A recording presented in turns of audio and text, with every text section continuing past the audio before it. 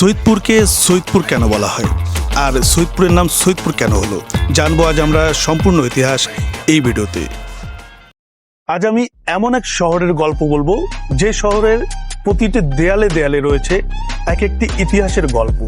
যে শহর দেখেছে সাহেবের সাহেবিয়ানা, যে শহর দেখেছে রাজার শাসন, আরো দেখেছে ৭১-এর ইতিহাস। আজ আমরা সেই শহরের গল্পই বলবো। গল্পটা আমাদের সৈয়দপুরের, আর সৈয়দপুরের এই ঐতিহাসিক গল্প বলার জন্য আপনাদের সাথে আছি আমি রাশেদ মিজান।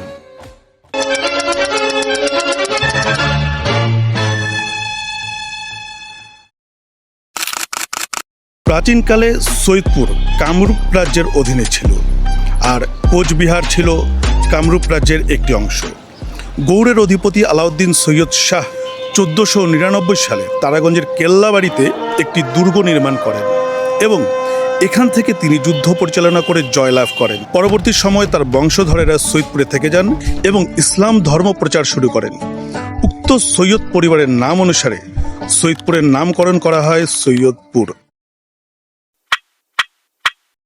১৮৬৩ সালে হাজী বাকের আলী ও হাজী মুকু নামের দুজন ধনী ব্যক্তি এই মসজিদটি নির্মাণ করার সিদ্ধান্ত নেয় এবং পরবর্তীতে ১৯৮০ দশকের মসজিদের কাজ সম্পূর্ণ হয়। মসজিদটি নির্মাণে মুঘল শৈলী অনুসরণ করা হয়েছে।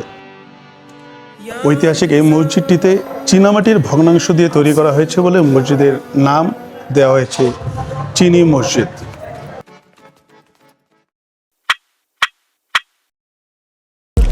রংপুর বিভাগের মধ্যে একমাত্র সচল বিমানবন্দর হচ্ছে সৈয়দপুর বিমানবন্দর, যা ১২৫ একর জমির উপর নির্মিত।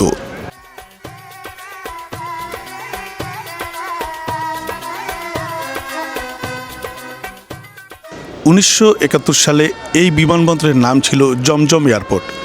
পরবর্তীতে বাংলাদেশ স্বাধীন হওয়ার পর এই বিমানবন্দরটির নাম রাখা হয় সৈয়দপুর বিমানবন্দর সৈয়দপুর। বাংলাদেশের দুটি রেলওয়ে কারখানা রয়েছে, তার মধ্যে সৈয়দপুর রেলওয়ে কারখানা দেশের সর্ববৃহৎ কারখানা, যা ১১০ একর জমির উপর নির্মিত। এবং সৈয়দপুরের এই ঐতিহাসিক কারখানাতে ব্রিটিশের রানী এলিজাবেথ এসেছিলেন এবং সেই ঐতিহাসিক সেলুন কোচ আজও কারখানার ভেতরে সংরক্ষিত রয়েছে। ১৮৭০ সালে ইংরেজদের বিনোদনের জন্য এখানে একটা ক্লাব নির্মাণ করা হয়, যে ক্লাবটির নাম দেওয়া হয় দ্য ইউরোপিয়ান ক্লাব।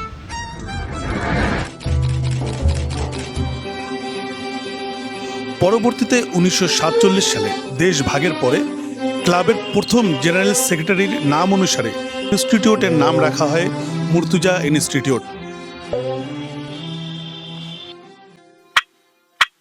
সৈয়দপুর শহর থেকে ১ কিলোমিটার পশ্চিমে খড়খড়িয়া নদীর ধারে প্রায় ১৮০০ শতকেরও আগে সনাতন ধর্মাবলম্বীদের উদ্যোগে তৈরি করা হয়েছিল এই শিব মন্দির। পাশেই আমরা দেখতে পাচ্ছি খড়খড়িয়া নদী। খড়খড়িয়া নদী একসময় বিশাল খরস্রোতা নদী ছিল।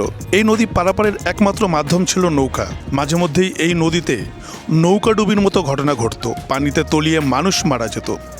মানুষের এই দুঃখ দুর্দশা লাঘবের জন্য হরিমামুন শাহ নামের একজন ধনী ব্যক্তি শিব মন্দিরের পাশে একটি কাঠের ব্রিজ তৈরি করেন। এর পরবর্তীতে পাকিস্তান সরকার ইট সিমেন্টের ব্রিজ তৈরি করে দেন এবং এক সময় এই ব্রিজটি চলাচল অনুপযোগী হয়ে গেলে ২০২৩ সালে বাংলাদেশ সরকার নতুন করে এই ব্রিজটি তৈরি করেন মহাসড়কের সাথে সঙ্গতি রেখে।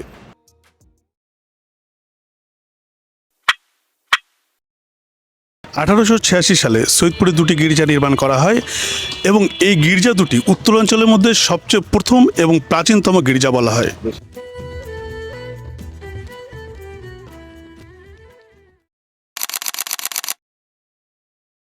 সৈয়দপুরকে বলা হয় শিক্ষানগরী শহর সৈয়দপুর, আর এই শিক্ষানগরী শহরে একটি ইউনিভার্সিটি আছে। আমার পিছনে যে দেখতে পাচ্ছেন এই ইউনিভার্সিটিটা হচ্ছে বাউস্ট, অর্থাৎ হচ্ছে বাংলাদেশ আর্মি ইউনিভার্সিটি।